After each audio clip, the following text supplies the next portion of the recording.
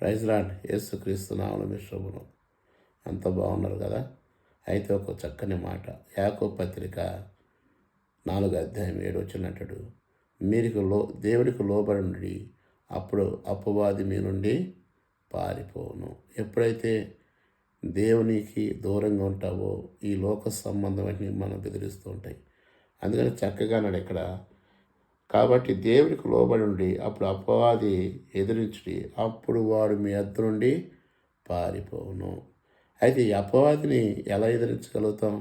దేవుని యొద్దకు రావాలి. అందుకని 8వ వచనం అంటాడు ఇక్కడ, కాబట్టి దేవునికి లోబడి ఉండి అప్పుడు అపవాది ఎదిరించుడి, అప్పుడు వాడు మీ వద్ద నుండి పారిపోవును. దేవుని యొద్దకు రండి, అప్పుడు మీ వద్దకు వచ్చును. పాపులరా, మీ చేతులు శుభ్రం చేసుకోండి.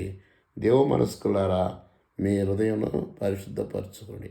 ఏం చేయాలంటే మన హృదయాన్ని పరిశుద్ధపరచుకోవాలి. మన చేతులు శుద్ధి చేసుకుంటే ఈ చేతులతో అంత మంచిగా ఇతరులకు మేలుకరంగా దేవుని మహిమార్థంగా ఉంటే మన కుటుంబాలు దీవించబడతాయి. అపవాదిని ఎదిరించాలంటే దేవునికి లోబడాలి. దేవునికి లోబడాలంటే దేవుని యొద్దకు రావాలి.